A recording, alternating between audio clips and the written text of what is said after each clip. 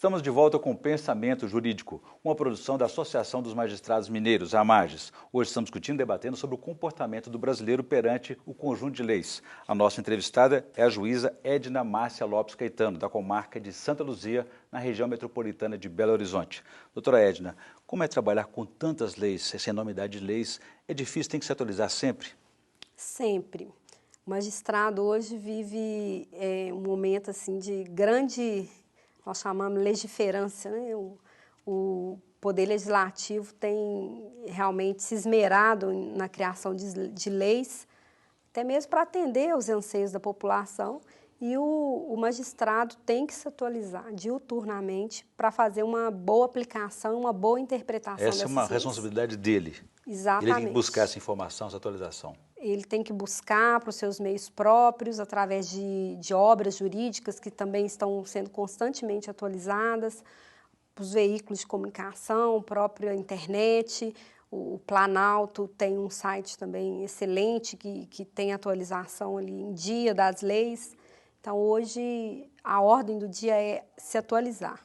Como fazer com situações, com leis, por exemplo, que já são, digamos, ultrapassadas, construídas, feitas, elaboradas há mais de 70 anos, como o Código Penal, que não traduzem mais a realidade do dia de hoje? Como fazer nesses casos?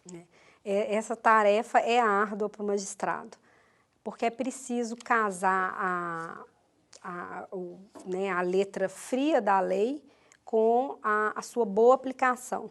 Nem sempre uma lei criada há tantos anos atrás vai retratar o anseio da sociedade que vive no momento atual.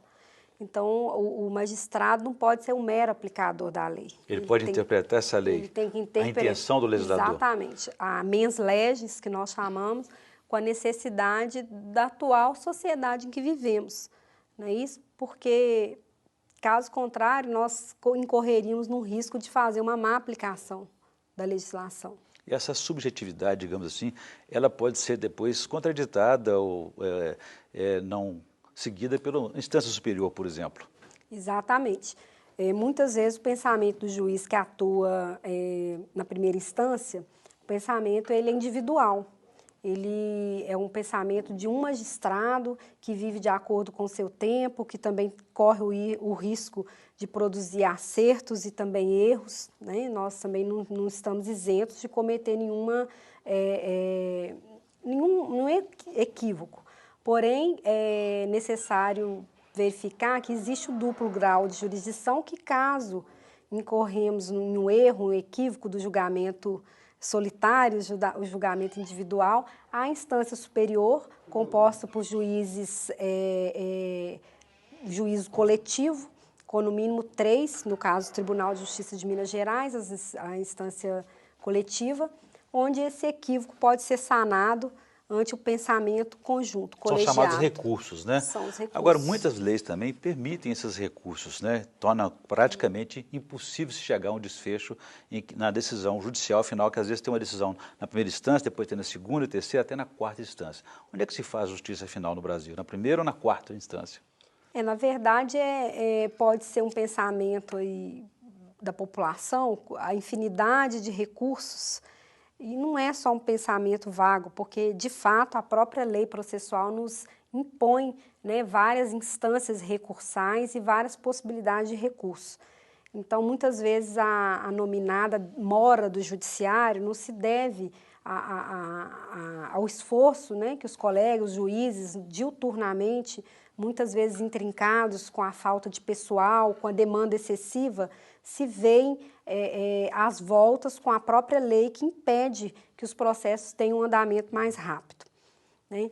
E a própria legislação tem buscado meios para evitar essa morosidade, os recursos excessivos, as matérias repetitivas, por exemplo, ou contra-súmula dos tribunais superiores, já vem coibindo nas instâncias inferiores que esses processos subam aos tribunais. Se é uma situação que já ensejou um julgamento da instância superior, hoje nós temos figuras das súmulas vinculantes, recursos sobre matéria repetitiva, que tenta dar um controle. onde que dá um controle para que os processos sigam de forma mais célere. Ok, doutora Edna, eu volto a esse assunto. Eu gostaria que antes a senhora fizesse a indicação de leitura para os nossos telespectadores no quadro Pensamento Literário. Por favor.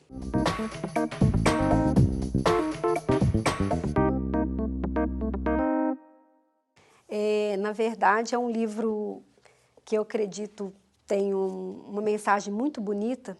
É O Caçador de Pipas, de Khaled Hosseini, onde tem uma mensagem de amor e amizade entre duas crianças criadas em um Afeganistão devastado pela guerra. E é muito bonito esse livro, a meu ver, porque ele dá uma lição assim, de lealdade, né? Uma das crianças, né, tem uma condição especial de vida e ainda assim ele consegue ter a ternura no meio daqueles campos minados, daquela violência, demonstrar o amor que ele tinha por um irmão com quem ele foi criado. Muito bem, uma boa indicação. Doutora Edna, voltando à questão dessa diversidade das leis, diversidade também de interpretação, a senhora acredita que o fato de termos sentenças diferentes, por instâncias diferentes, isso traz descrédito à justiça ou é importante ter essa maneira diferente de ver as coisas? Eu acredito que seja importante a diversidade de opiniões, a diversidade também de pensamento. O importante hoje para o judiciário é fazer a aplicação da lei com base em uma fundamentação robusta, onde você busque na legislação, na doutrina, na jurisprudência, argumentos hábeis para defender o seu posicionamento. A meu ver, é mais positivo. Mas precisamos dar um limite a isso, para não demorar tanto, né? Quer dizer, quem sabe, por exemplo, no caso da ficha limpa, aquela discussão, qual o momento que é o transitado e julgado? É na segunda instância, terceira instância? Qual o momento que deve ser entendido como uma definição judicial? Toda lei nova, é importante saber, ela precisa ainda do período vamos dizer assim, de amoldamento na nova ordem jurídica.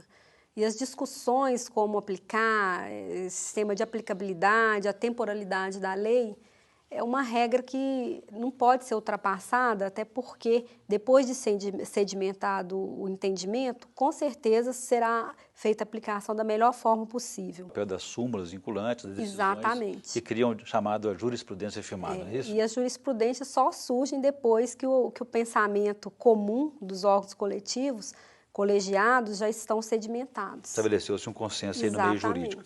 Muito bem, eu conversei aqui com a juíza Edna Márcia Lopes Caetano, da comarca de Santa Luzia, na região metropolitana de Belo Horizonte, e discutimos aí o aspecto cultural, o comportamento do brasileiro perante o conjunto de leis. Doutora Edna, obrigado pela entrevista, foi um prazer recebê-la aqui no Pensamento Jurídico. O prazer foi meu. Nós agradecemos. Bom, ficamos por aqui. Se você quiser participar, escreva para pensamento@amages.com.br. pensamento@amages.com.br. Obrigado e até a próxima.